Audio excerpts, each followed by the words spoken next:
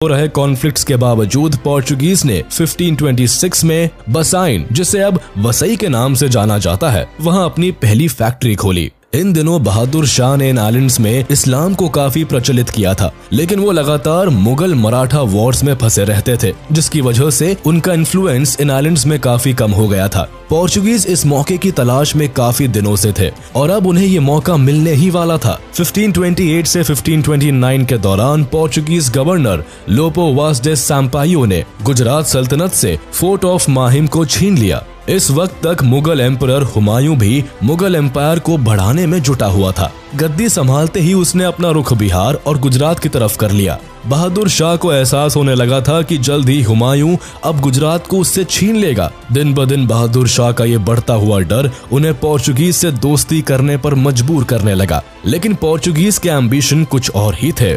एक साइड जहां बहादुर शाह की हुमायूं से इनसिक्योरिटीज बढ़ती ही जा रही थी, तो वहीं दूसरी ओर पोर्चुगीज ने बहादुर शाह के इस डर का फायदा उठाया। पोर्चुगीज ने हुमायूं के अटैक से गुजरात सल्तनत को बचाने और उनका साथ देने के बदले 23 दिसंबर 1534 को बहादुर शाह के साथ ट्रीटी ऑफ बसाइन को साइन किया।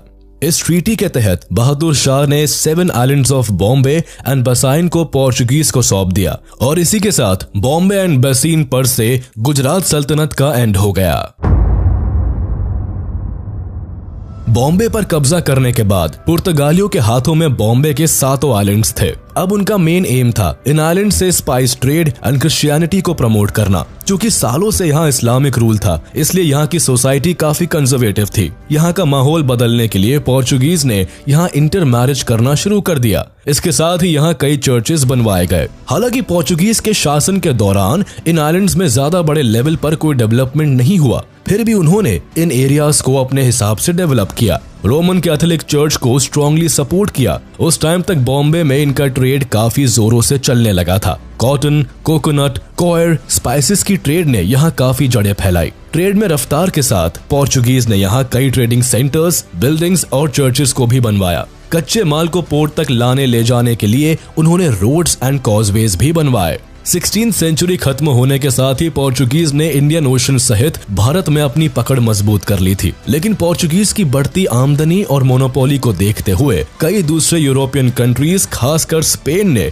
पोर्चुगीज पर हमले शुरू कर दिए। इसी बीच स्पेन ने पोर्चुगल पर अटैक कर उन पर कब्जा कर लिया। हालांकि भारत अब भी सुरक्षित था, लेकिन जल्दी ही यहाँ इंग्लिश मर्चेंट ने नवंबर 1583 में एंट्री की, जिसके साथ ही ब्रिटिशर्स और पोर्चुगीज में भारत के डिफरेंट एरियाज पर वर्चस्व को लेकर लड़ाई छिड़ गई। दूसरी कई यूरोपियन पावर्स इंडिया में पोर्चुगीज के स्पाइस ट्रेड मोनोपोली को खत्म करना चाहते थे, इसीलिए वो लगातार भारत में मुगल एम्परर से बिजनेस करने की मंजूरी मांग रहे थे। वहीं दूसरी ओर पोर्चुगीज मुगल किंग को काफी ज्यादा टैक्स देते थे, जिसकी वजह से ये राजा दूसरे यूरोपियन ट्रेडर्स को कोई मौका नहीं दे रहे थे। इसी दौरान 1612 में ईस्ट इंडिया कंपनी ने सूरत के स्वाली में अपने शिप्स को लगाया और यहाँ के गवर्नर से ट्रेड करने की मंजूरी मांगी, लेकिन बदले में उनके 2 ट्रेडर्स को गिरफ्तार कर लिया गया, जिसके बाद पोर्चुगीज और ब्रिटिश ईस्ट इंडिया कंपनी के बीच में यहाँ एक बैटल हुई, जिसमें ईस्ट इंडिया कंपनी जीत गई। इस बैटल को बैटल ऑफ स्वाली कहा जाता है, जिसमें पहली बार पोर्चुगीज को किसी दूसरी यूरोपियन कंपनी ने हराया था। इस जीत के बाद पोर्चुगीज की इंडिया में न सिर्फ ट्रेड मोनोपोली खत्म हुई, बल्कि उनकी क्रेडिबिलिटी भी खराब हो गई। इसके साथ ही ईस्ट इंडिया कंपनी को इंडिया के कुछ एरियाज में ट्रेड की परमिशन भी मिल गई। एक तरफ ब्रिटिशर्स अपने ट्रेड को भारत में एक अच्छे लेवल पर ले जाने के लिए जी जान लगा रहे थे, तो दूसरी ओर middle of the 17th century तक भारत में डच की पावर काफी ज्यादा बढ़ती नजर आ रही थी।